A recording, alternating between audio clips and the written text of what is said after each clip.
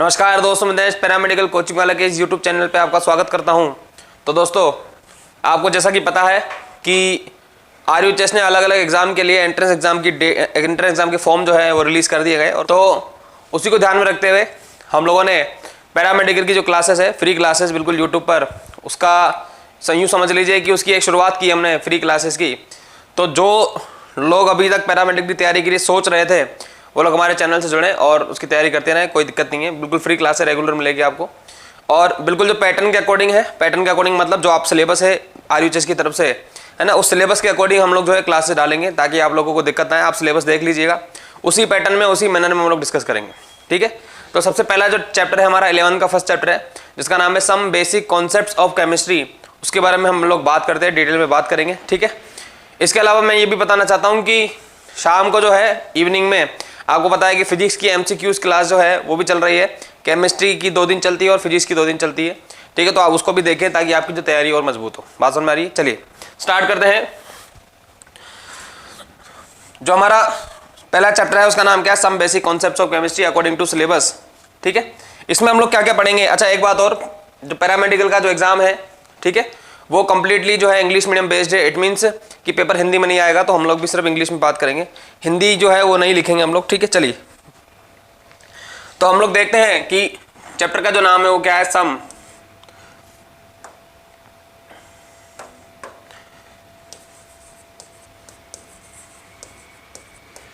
Some basic concept of chemistry, ठीक है। इसके अंदर सबसे पहले हम लोग बात करते हैं कि स्टार्टिंग यहीं से करते हैं, डाल्टन्स थ्योरी।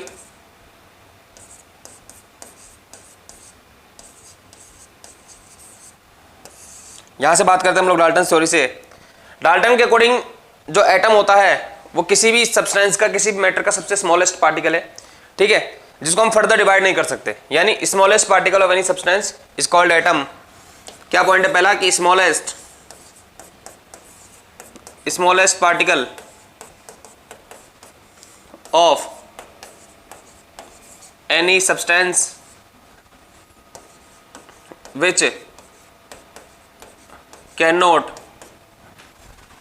फर्दर डिवाइडेड, जिसे हम दोबारा से डिवाइड नहीं कर सकते, ठीक है। बात समझ में आ रही है? Which can not further divided is called atom.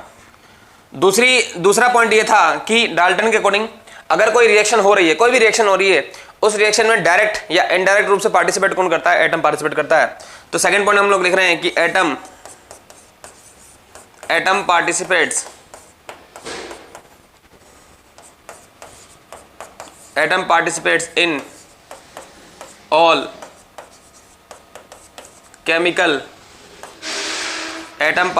In all chemical reactions directly, या तो डायरेक्ट पार्टिसिपेट करेगा और इनडायरेक्टली, ठीक है। इसके बाद थर्ड पॉइंट हम लोग ये बात करते हैं। देखिए, अगर मैं बात करूं एटम की, तो बेसिकली डाल्टन के अकॉर्डिंग, जैसे ये मेरे पास मार्कर है, इस मार्कर में बहुत सारे छोटे छोटे पार्टिकल्स हैं। अब उस छोटे पार्टिकल को हम इसमें से नहीं निकाल सकते, जिसको हम बेसिकली एटम कह रहे हैं। यानी एटम जो है इंडिविजिबल है। इंडिविजिबल का मतलब है उसको डिवाइड नहीं कर सकते। इनविजिबल है, इनविजिबल का मतलब दिखाई नहीं देगा। और साथ ही साथ उस एटम को हम किसी भी एलिमेंट से अलग नहीं कर सकते। यानी जैसे फॉर एग्जांपल की बात करें, मान लेते कि मेरे पास एक एलिमेंट है। अब एलिमेंट क्या होता है? एलिमेंट को हम लोग कहते हैं कि ग्रुप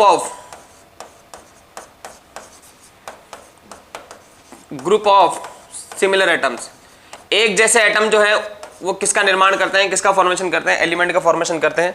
अब एक जैसे एटम, यानी इस एलिमेंट के अंदर बहुत सारे ऐसे छोटे छोटे जो होंगे एटम होंगे, ऐसे एक एलिमेंट में बहुत सारे छोटे छोटे एटम्स होंगे। और डाल्टन के अकॉर्डिंग इस एलिमेंट से हम एटम को अलग नहीं कर सकते। इसका मतलब बेसिकली हम ये कह रहे हैं कि ये इनडिविजिबल का मतलब होता है कि हम इसको डिवाइड नहीं कर सकते। इसके अलावा इनविजिबल का मतलब होता है कि हम इसको देख भी नहीं सकते। और साथ ही साथ हम इसको आना किसी भी एलिमेंट से सेपरेट भी नहीं कर सकते। जो सेपरेशन है उसको नहीं कर सकते, यानी एटम को उसके एलिमेंट से सेपरेट नहीं कर सकता। अब ये जो है येलो कलर से मैंने बनाया, ये मेरा एक एटम हो गया, सिर्फ एक एटम। और ये पूरा का पूरा डायग्राम मैंने किसका बनाया, एलिमेंट का। तो एलिमेंट क्या है, बहुत सारे एटम्स का ग्रुप है बेसिकली। बहुत सारे एलिमेंट जो एटम्स जो है वो एक जगह गुच्छा होके, एक जगह क्लस्टर होके, गुच्छा होके क्या बनाते हैं, एलिमेंट बनाते हैं। तो ये एक छोटा सा पार्ट जो है, इसी छोटे से पार्ट को हम क्या नाम देते हैं बताइए, इसी छोटे से पार्ट को हम लोग नाम देते हैं एटम। बात समझ मारिए। अब है ना, एटम्स जो है उसके लिए हम कौन कौन सी टर्म्स डिसाइड करते हैं। जैसे सबसे पहले इसके अंदर जो सबसे इंपॉर्टेंट टर्म है वो कौन सी आती है हमारे पास, उसको अपन कहते हैं इसमें सबसे पहले जो टर्म आती है हमारे पास वो कौन सी आती है, AMU। इस AMU को हम लोग U से भी शो करते हैं, यानी या तो कई जगह एग्जाम में लिख देगा AMU या कहीं लिख देगा U, एक ही बात है, कोई फर्क नहीं है। पहले हम ये देख लेते हैं कि व्हाट इज AMU। तो हम लिख रहे हैं it is the unit of mass of an atom. अब इसका क्या मतलब है, देखो हर बॉडी को मेजर करने के लिए उसको एक मास दिया जाता है, जैसे किलोग्राम हो गया, ग्राम हो गया, टन हो गया, पाउंड हो गया। वैसे ये सब यूनिट्स हैं। किलोग्राम एक यूनिट है, 5 kg तो kg एक यूनिट है, kg हमें शो करता है कि ये मास है। ऐसे ही 5 टन तो टन एक यूनिट हो गई, तो टन हमें ये बताता है कि हम मास मेजर कर रहे हैं। जैसे मीटर लगा दिया तो मीटर हमें ये बताएगा कि हम डिस्टेंस मेजर कर रहे हैं, ठीक है। तो ऐसे ही एटम के मास को मेजर करने के लिए, ठीक है, एटम के मास को मेजर करने के लिए हमने जो यूनिट बनाई वो क्या होती है, AMU। क्यों, क्योंकि AMU जो है ना एक बहुत छोटी क्वांटिटी है, बहुत छोटी यूनिट है। किलोग्राम एक बहुत बड़ी यूनिट है, अब एटम तो बहुत छोटा पार्टिकल है, तो उसके लिए अपन किलोग्राम वगैरह यूज करेंगे तो प्रॉब्लम क्रिएट होगी। इसलिए हमने एक छोटी सी यूनिट का डिफाइन किया, उस छोटी सी यूनिट को अपन ने क्या नाम दिया, AMU। इसलिए मैं ऐसे कह रहा हूं कि it is the unit of, एक यूनिट है ऑफ किसकी, मास की। मास की एक यूनिट है, किसके मास की यूनिट है, एक एटम के मास के। ध्यान समझिएगा, यहां पर एक एटम के मास, यहां पे लिखा हुआ क्या है कि अगर आपके पास बात करें एक एटम है, बेसिकली एक एटम के मास को मेजर करने के लिए हम लोग क्या लगाते हैं, AMU। अगर बहुत सारे होंगे तो बात अलग है। बात समझ में आ रही है। अब आगे है कि ये किसके इक्वल होता है। अगला पॉइंट में लिख रहा हूं कि it is equal to mass of 1 proton, यानी ये इक्वल होता है मास ऑफ 1 प्रोटॉन के, या फिर मास ऑफ 1 न्यूट्रॉन के। ये मैं आपको वो बता रहा हूं कि कौन कौन सी यूनिट हो सकती है। या फिर ये इक्वल टू होता है 1/Na ग्राम, या 1/Na ग्राम का Na मतलब अवरोध नंबर। कहने का मतलब ये है कि आपसे पूछा जाए कि 1 AMU किसके इक्वल है, तो 1 AMU इक्वल होता है मास ऑफ 1 प्रोटॉन, एक प्रोटॉन के मास के, जो कितना होता है 1.673 इंटू 10⁻⁻24 ग्राम। kg में कन्वर्ट करोगे तो -27 हो जाएगा। ऐसे ही 1 AMU जो होता है वो किसके इक्वल होता है, मास ऑफ न्यूट्रॉन के, कितने, एक न्यूट्रॉन के मास के, 1.675 इंटू 10⁻⁻24 ग्राम। ठीक है, बात समझ आ रही है। या फिर 1 AMU जो होगा वो किसके इक्वल हो जाएगा, वो हो जाएगा 1/Na ग्राम के। ये AMU हो गया। अब AMU क्या बताया मैंने, ये एक यूनिट है जो मेजर करती है किसको, मास को। कितने मास को, केवल एक एटम के मास को। बात समझ में आ रही है। जैसे एक क्वेश्चन आपको दे रखा है कि 24 AMU ऑफ हीलियम। अब इसका क्या मतलब है, समझिएगा ध्यान से मेरी बात। या एक काम करते हैं, पहले आपको मैं, ठीक है। तो AMU क्या हो गया, बेसिकली एक यूनिट है। किसकी यूनिट है, मास को मेजर करने की। किसके मास को मेजर करने की, एटम के मास को मेजर करने की। और किस किस के इक्वल होते हैं, इसके ये काम आएगा, ध्यान रखिएगा। तो उसको एक बार तो याद कर लीजिए। इसके बाद अगला जो हमारा पॉइंट आता है उसको अपन क्या कहते हैं, नेक्स्ट पॉइंट जो आता है हम लोगों का, उसको अपन कहते हैं mass number. Mass number and representation of an element. तो मैं लिख रहा हूं, यहां मैं लिख रहा हूं representation of an element and mass number. अब इसका क्या मतलब है, मास नंबर और रिप्रेजेंटेशन ऑफ एलिमेंट का। देखिए, किसी भी एलिमेंट को रिप्रेजेंट करने के लिए हम लोग क्या करते हैं, जैसे मेरे पास मान लेते हैं x नाम का एक एलिमेंट है, ठीक है। इस x नाम के एलिमेंट पे इधर तो लिखा जाता है z और यहां लिखा जाता है a। Now what is z और a, here z is equal to, z को हम कहते हैं atomic number, z is equal to atomic number. और एटॉमिक नंबर जो होता है वो किसके इक्वल होता है, नंबर ऑफ प्रोटॉन्स के, यानी जितने प्रोटॉन्स होंगे न्यूक्लियस के अंदर उसी को अपन एटॉमिक नंबर कहते हैं और वो Z के इक्वल होता है।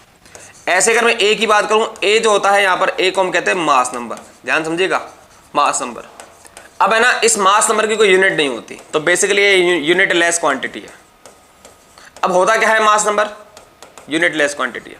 देखिए होता क्या है, जैसे मान लेते हैं कि मेरे पास एक ये एटम बनाया, हालांकि एटम को अपन सेपरेट नहीं कर सकते, इनडिविजिबल है, इनविजिबल है, सेपरेट नहीं कर सकते, लेकिन समझने के लिए हम लोग एक एटम लिया हुआ है, ये है एन एटम, ये एक एटम है। अब इस एटम में आपको पता है कि इस एटम में न्यूक्लियस भी होगा, तो ये मैंने न्यूक्लियस बना दिया। अब मान लेते हैं कि इस न्यूक्लियस के अंदर 2 प्रोटॉन है और इसी के अंदर मान लेते हैं 2 न्यूट्रॉन है। ध्यान समझिएगा मेरी बात। अब हमने क्या लिखा हुआ है? Mass number. तो मास नंबर का मतलब होता है A इज इक्वल टू होगा sum of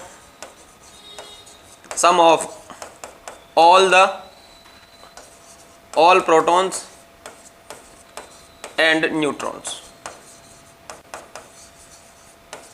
basically mass number क्या है कि किसी न्यूक्लियस के अंदर जितने भी प्रोटॉन हैं और जितने भी न्यूट्रॉन हैं उनका नंबर, उनको अगर मैं ऐड कर दूंगा तो वो क्या कहलाएगा? Mass number. जैसे अगर मैं बात करूं बात कर रहे हैं हम लोग sum of all protons and neutrons, तो इसके न्यूक्लियस में 2 प्रोटॉन है और 2 न्यूट्रॉन, तो 2 प्रोटॉन और 2 न्यूट्रॉन, तो A इज इक्वल टू कितना हो गया? 4। यानी इसके लिए मास नंबर की वैल्यू होगी 4। और आपको पता है कि मास नंबर की कोई यूनिट नहीं होती है, बात समझ में आ रही है? तो सारे प्रोटॉन और सारे न्यूट्रॉन का जो सम होता है उसी को अपन क्या नाम देते हैं? Mass number. और मास नंबर जो होता है वो प्रोटॉन और न्यूट्रॉन को जोड़ दिया तो कितना आ गया? 4। जैसे अगर मैं एक एग्जांपल और ले लूं, जैसे आपसे पूछा गया ऑक्सीजन 8 और 16 ये दे रखा है। अब आपसे पूछा गया है कि बताइए इसका मास नंबर कितना होगा। तो मैंने अभी आपको बताया यहाँ Z की जो वैल्यू है Z इज इक्वल टू, वो तो कितना हो जाएगा हमारे पास? Z इज इक्वल टू हो जाएगा 8। Z क्या होता है? Number of protons. यानी ऑक्सीजन के पास टोटल प्रोटॉन्स जो होंगे वो कितने होंगे? 8। और A की अगर मैं बात करूंगा A हो जाएगा 16। 16 का मतलब 16 यहाँ पर मास नंबर है। अब इसका मतलब क्या हुआ? देखिए 8 प्रोटॉन है और मास नंबर 16 है। मास नंबर का मतलब मैंने आपको बताया था कि number of protons, total protons plus number of neutrons. तो A की जो वैल्यू है तो हमारे पास 16 आई, नंबर ऑफ प्रोटॉन्स मेरे पास कितना है? 8 आया। अब नंबर ऑफ न्यूट्रॉन्स निकालने की कोशिश कर रहे हैं हम लोग, तो नंबर ऑफ न्यूट्रॉन्स जो आएगा वो कितना हो जाएगा? तो यहां से न्यूट्रॉन का नंबर आएगा कितना? 8 आएगा। इसका मतलब ये है कि अगर आपके पास डायग्राम से इसको फॉलो करें तो ये एटम हो गया, इसके अंदर ये न्यूक्लियस हो गया, तो इसके अंदर 8 प्रोटॉन है और इसी के अंदर 8 न्यूट्रॉन है, इसलिए तो A की वैल्यू 16 आई, क्योंकि A क्या आता है? प्रोटॉन और न्यूट्रॉन का जो नंबर होता है उसका प्लस होता है A। ठीक है, बात समझ में आ गई? ये तो था मास नंबर के बारे में। इसके बाद तीसरा जो पॉइंट होता है हमारे पास, नेक्स्ट जो पॉइंट होता है उसको अपन क्या नाम देते हैं? उसको कहते हैं एटॉमिक मास। Atomic mass. अब यहां ध्यान समझिएगा। अब एटॉमिक मास क्या होता है? बेसिकली इसको ऐसा लिख देते हैं कि it is the mass of an atom. ये समझिएगा ध्यान से, एक एटम का मास एटॉमिक मास कहलाता है। जैसे मान लेते हैं कि मेरे पास 5 कंचे हैं, हर कंचे का एक मास होगा, तो वो एक कंचे का मास जो होगा वो क्या कहलाता है? Atomic mass. यानी हर एटम का जो मास होगा, it is the mass of an atom. एक एटम के मास को, सिर्फ एक एटम के मास को मेजर करने के लिए हम लोगों ने कौन सी यूनिट बनाई? Atomic mass. अब हमारे ब्रेन में सवाल आता है कि कैसे? तो आपको पता है कि किसी भी एटम के अंदर, देखिए किसी भी एटम के अंदर एक तो होता है इलेक्ट्रॉन, इसके अलावा उसके न्यूक्लियस में होते हैं प्रोटॉन और इसके न्यूक्लियस में होते हैं न्यूट्रॉन। तो अब एटॉमिक मास कैसे निकालेंगे? तो हम यहां पे लिख रहे हैं atomic mass is equal to, atomic mass is equal to, यहां लिख रहा हूं मैं क्या? कि मास ऑफ ऑल इलेक्ट्रॉन्स, जितने भी इलेक्ट्रॉन्स हैं उनका mass, plus mass of all protons, जितने भी प्रोटॉन्स हैं उनका मास, फिर plus mass of all neutrons है। नंबर का होना अलग बात होता है, मास का होना अलग बात है। जैसे ये मेरे पास मार्कर है, अब ये मार्कर नंबर में कितने हैं, 1, और इसका कोई ना कोई क्या होगा, मास होगा। अभी इससे पहले पढ़ाया था मैंने मास नंबर। मास नंबर तो किसको दर्शाता है, नंबर को। 10 प्रोटॉन है, 10 न्यूट्रॉन है, तो मिलकर 20 हो गया। लेकिन हर प्रोटॉन का एक खुद का द्रव्यमान है, मास है। ऐसे हर न्यूट्रॉन का खुद का एक द्रव्यमान है, और हर इलेक्ट्रॉन का भी एक द्रव्यमान है। तो लिखा हुआ atomic mass is equal to mass of all electron, सारे इलेक्ट्रॉन का मास प्लस सारे प्रोटॉन का मास और सारे न्यूट्रॉन का मास कहलाता है एटॉमिक मास। अब जैसा कि आपको पता है कि इलेक्ट्रॉन का जो मास होता है एम इलेक्ट्रॉन, वो कितना होता है 9.1 इंटू 10⁻³ kg, और प्रोटॉन का मास अभी मैंने लिखा था क्या होता है 1.673 इंटू 10⁻27 kg। ऐसे ही न्यूट्रॉन का मास लिखा था मैंने 1.675 इंटू 10⁻27 kg। अब ऐसा माना जाता है कि इलेक्ट्रॉन एक बहुत हल्का पार्टिकल है, यानी इलेक्ट्रॉन का जो मास होता है वो नेग्लिजिबल होता है, बहुत नगण्य होता है। इसलिए एटॉमिक मास के कैलकुलेशन में हम लोग इलेक्ट्रॉन के मास को नेग्लेक्ट कर देते हैं, क्योंकि पहले ही हल्का है तो इसकी प्रेजेंस में कोई फर्क नहीं पड़ेगा। तो ओवरऑल जो एटॉमिक मास आएगा, ओवरऑल जो एटॉमिक मास आएगा वो क्या हो जाएगा हमारे पास, ये हो जाएगा मास ऑफ ऑल प्रोटॉन्स प्लस यहां लिख देता हूं मैं क्या, मास ऑफ ऑल न्यूट्रॉन्स। ठीक है। अब ऑल प्रोटॉन्स का क्या मतलब है, किसी न्यूक्लियस के अंदर मान लेते 2 प्रोटॉन है, 2 प्रोटॉन है, नंबर में कितने हैं 2, और हर प्रोटॉन का एक मास है। तो जैसे मान के चलिए मेरे पास 10 बॉल है, 10 बॉल, और एक गेंद का जो मास है वो 2 किलो है, तो 10 का कितना हो जाएगा 20 किलो। आपने कैसे किया, आपने देखा कि एक बॉल का कितना मास है और मल्टीप्लाई है, उसको नंबर से मल्टीप्लाई कर दिया। एक बॉल का mass multiply by number is equal to total mass. तो अब मेरे पास लिखा हुआ मास ऑफ ऑल प्रोटॉन्स, तो इसको मैं क्या लिख सकता हूं, इसको लिख सकता हूं एक प्रोटॉन का मास मल्टीप्लाई बाय जितने भी प्रोटॉन है। तो मैं ऐसे क्या लिख सकता हूं, यहां पर इसको लिख देता हूं नंबर ऑफ प्रोटॉन्स इनटू किससे मल्टीप्लाई कर दूं इसको, मास ऑफ 1 प्रोटॉन। एक प्रोटॉन की मास को अगर मैं नंबर से मल्टीप्लाई कर दूं तो मेरे पास सभी प्रोटॉन का मास आ जाएगा। फिर प्लस ऐसे ही मेरे पास न्यूट्रॉन बहुत सारे हैं, हर न्यूट्रॉन का एक मास है, तो अगर मैं एक न्यूट्रॉन के मास को सभी न्यूट्रॉन से मल्टीप्लाई कर दूं तो मेरे पास क्या आ जाएगा, मास ऑफ ऑल न्यूट्रॉन्स। तो इसको मैं क्या लिख देता हूं, नंबर ऑफ, इसको लिख देता हूं नंबर ऑफ न्यूट्रॉन्स इनटू आगे कितना आ जाएगा, मास ऑफ 1 न्यूट्रॉन। बात समझ में आ रही है। अब मास ऑफ 1 प्रोटॉन को मैं शो कर देता हूं mp से, एक प्रोटॉन के मास को, और एक न्यूट्रॉन के मास को मैं किससे शो कर देता हूं, m0 से। बात समझ में आ रही है। तो अब मेरे पास एक फॉर्मूला आ गया क्या, कि atomic mass is equal to, देखिए फॉर्मूला आ गया मेरे पास, atomic mass is equal to क्या बोला था मैंने, एक प्रोटॉन का मास mp इनटू आगे लगा रहे अपन क्या, नंबर ऑफ प्रोटॉन्स, फिर प्लस mn इनटू क्या आएगा, नंबर ऑफ न्यूट्रॉन्स। यहां mp क्या है, एक प्रोटॉन का मास, mn क्या है, एक न्यूट्रॉन का मास। बात समझ में आ रही है। एक बात और बताई थी अभी मैंने कि 1 AMU जो होता है ना, 1 AMU वो इक्वल टू होता है mp के, और ऐसे ही 1 AMU जो होता है वो किसके इक्वल टू होता है, mn के। ठीक है। तो यहां से मैं क्या लिख सकता हूं, atomic mass is equal to, atomic mass is equal to, यहां लिख दिया mp को मैं क्या लिख सकता हूं बोलो, AMU इनटू यहां लिख दिया मैंने नंबर ऑफ क्या लिख दिया मैंने, प्रोटॉन्स, फिर प्लस mn, इसको मैं लिख सकता हूं AMU, क्योंकि एक प्रोटॉन का मास या एक न्यूट्रॉन के मास को ही अपन क्या कहते हैं, AMU कहते हैं। और आगे इसको मल्टीप्लाई कर रहा हूं किससे, किससे मल्टीप्लाई कर रहा हूं, नंबर ऑफ न्यूट्रॉन से। बात समझ में आ रही है। अब इसमें से मैंने क्या कॉमन ले लिया, तो इसमें से मैंने AMU को ले लिया कॉमन, अंदर क्या बचेगा, नंबर ऑफ, क्या बचेगा बताइए, number of protons plus number of neutrons. और अभी मैंने आपको एक बात बताई थी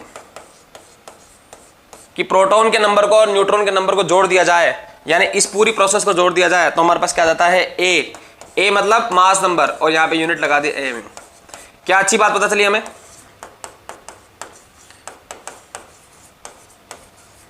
खास बात हमें ये पता चली, हमारे पास 2 टर्म आ गए। कौन कौन से, एक टर्म तो आता है हमारे पास मास नंबर, एक टर्म तो आता है हमारे पास मास नंबर, जिसको हम रिप्रेजेंट करते हैं ए से। इसका मतलब होता है number of all protons and neutrons, सिर्फ संख्या को डिनोट करता है। और एटॉमिक मास के बारे में बात करेंगे।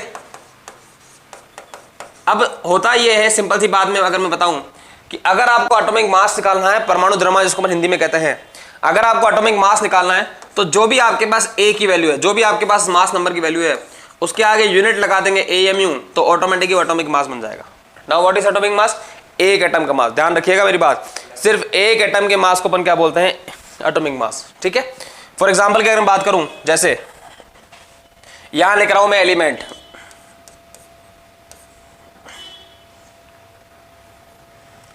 यहां लिख रहा हूं मैं एलिमेंट, यहां लिख दिया मैंने मास नंबर,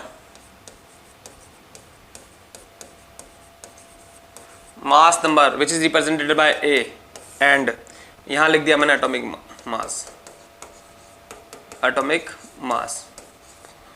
अब यहां पर मैं लिख रहा हूं एलिमेंट, कोई भी एलिमेंट ले सकते हैं। फॉर एग्जांपल मैंने ले लिया हाइड्रोजन 1H1, ऐसे ही मैंने ले लिया ऑक्सीजन, ऐसे ही मैंने ले लिया कार्बन,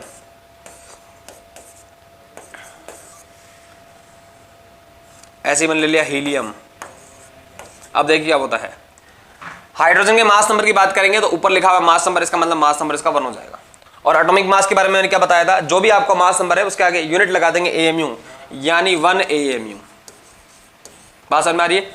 यानी हाइड्रोजन के एक एटम का मास, सिर्फ एक एटम का मास जो होता है वो कितना होता है? 1 AMU। हाइड्रोजन के एक एटम का मास कितना होता है? 1 AMU। बात समझ में आ रही है? इसके बाद अगर मैं बात करूं मास नंबर की इसकी, ऑक्सीजन की, तो कितना आएगा? 16। और अगर यहां बात करूंगा तो ये कितना आ जाएगा? 16 AMU। कितना हो जाएगा? 16 AMU। यानी ऑक्सीजन का मास नंबर तो होता है 16, जबकि एटॉमिक मास कितना होता है? 16 AMU। 16 AMU का मतलब हो जाएगा ऑक्सीजन के सिर्फ एक एटम का मास, ओनली 1 एटम, ध्यान रखिएगा। ऐसे ही इसकी बात करूंगा तो मास नंबर हो जाएगा 12, और यहाँ पे कितना आएगा? 12 AMU। यहां बात करूंगा ये कितना आएगा? 4, तो ये कितना हो जाएगा? 4 AMU। ध्यान रखिएगा ये सिर्फ एक एटम का मास है, मैं लिख देता हूं एक एटम का मास, मास ऑफ 1 एटम।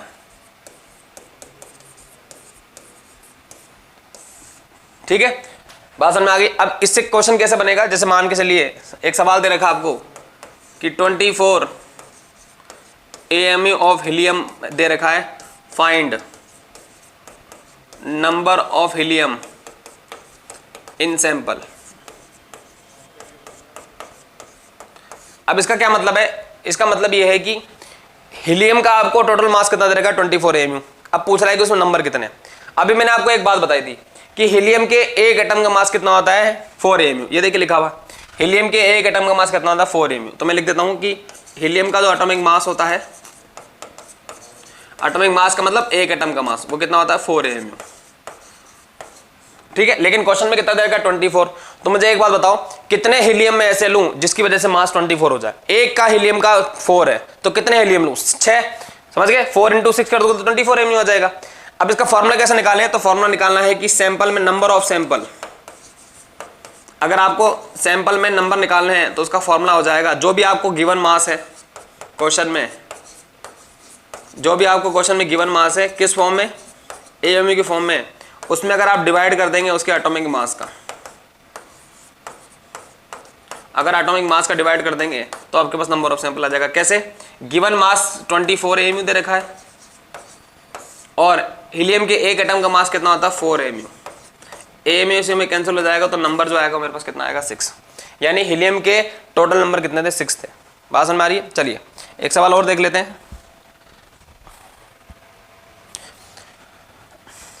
आपके सामने एक सवाल दे रखा है कि अगर आपके पास 64 AMU ऑफ ऑक्सीजन एटम दे रखा है, उसमें पूछ रहा है सैंपल में नंबर कितने होंगे? जो भी आपके पास सैंपल हो उसमें नंबर कितने होंगे? ठीक है, कैसे निकालेंगे बताइए? अभी बताया मैंने आपको कि अगर आपको नंबर निकालना है, नंबर वो कैसे निकालेंगे? जो भी आपको गिवन मास दे रखा है 64 AMU अपॉन ऑक्सीजन के एक एटम का मास कितना बताया था? 64 AMU। तो यहाँ पर सैंपल में कितने आ जाएंगे? 4 ऑक्सीजन एटम थे। समझ गए मेरी बात? तो इस तरीके से एटॉमिक मास जो है वो निकाला जाता है। इसके बाद अगला टर्म जो आता है उसको अपन क्या कहते हैं? Molecular mass. अब मॉलिक्यूलर मास सिंपल सी बात है भाई, मॉलिक्यूल का जो मास होगा उसको अपन क्या कहते हैं? Molecular mass. यानी इसको लिखते हैं मास ऑफ 1 मॉलिक्यूल। एक मॉलिक्यूल का जो मास होगा, ध्यान समझिएगा, एक मॉलिक्यूल का मास, एक मॉलिक्यूल के मास को अपन क्या कहते हैं? Molecular mass. जैसे फॉर एग्जांपल की बात करूं, यहां मैं लिख रहा हूं जो मॉलिक्यूल हमने ले रखे हैं जो भी हमने मॉलिक्यूल ले रखे हैं वो, और यहाँ लिख देता हूँ उनके molecular mass.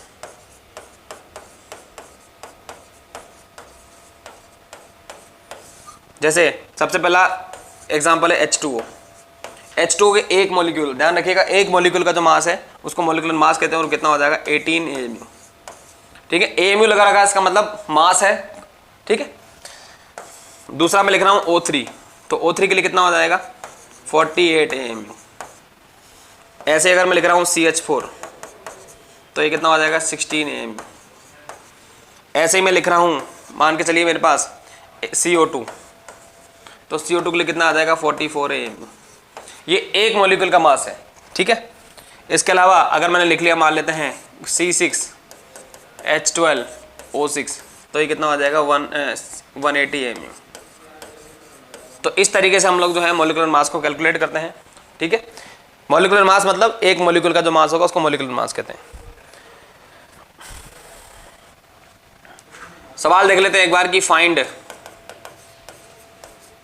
Volume occupied by 1 molecule of water.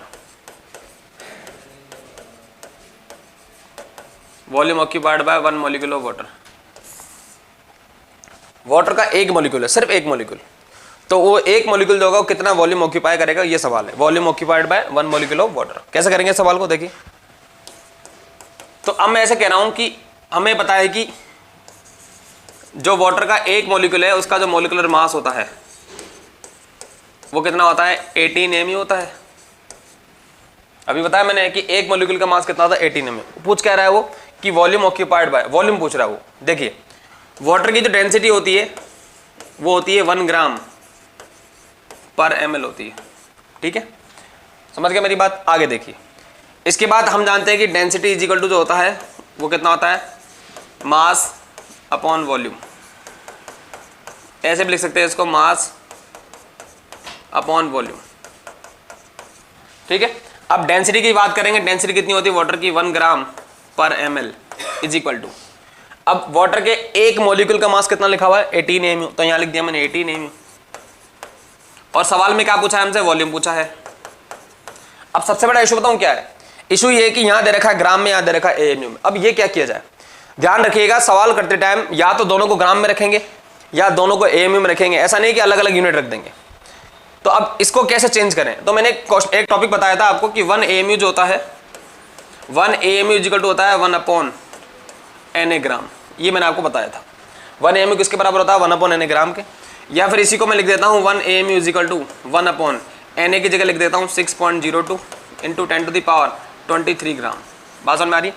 तो इस AMU की जगह पे मैं क्या लिख देता हूँ, यहाँ लिख दिया मैंने 1 ग्राम पर ml इज इक्वल टू, यहाँ लिख दिया मैंने 18 इंटू 1/6.02 इंटू 10⁻23, यहाँ लगा दिया मैंने ग्राम अपॉन, यहाँ लिख दिया वॉल्यूम ऑफ वाटर। बात समझ में आ रही है। इस AMU की जगह पे मैंने लिख दिया 1/Na ग्राम। अब इस ग्राम से ग्राम कैंसिल हो जाएगा, है ना, ये लगभग 3 टाइम्स कैंसिल हो जाएगा। तो वॉल्यूम ऑफ वाटर जो होगा एक मॉलिक्यूल का कितना ऑक्यूपाई करेगा 3 इंटू 10⁻⁻23। बात समझ में आ रही है। और यूनिट लगा देते अपन क्या ml। तो वाटर का एक मॉलिक्यूल जो होगा वो कितना वॉल्यूम ऑक्यूपाई करेगा 3 इंटू 10⁻⁻23 3 इंटू 10⁻⁻23 वॉल्यूम ऑक्यूपाई करेगा। समझ गए मेरी बात। यहाँ AMU को मैंने कैसे कन्वर्ट किया, AMU को ग्राम में, तो 1 AMU बराबर 1/Na ग्राम होता है। याद रखिए यूनिट हमेशा सेम आएगी, यानी दोनों तरफ या तो ग्राम रखेंगे या फिर दोनों तरफ AMU रखेंगे। बात समझ में आ रही है। ठीक है, चलिए अगले लेक्चर में डिस्कस करते हैं। धन्यवाद।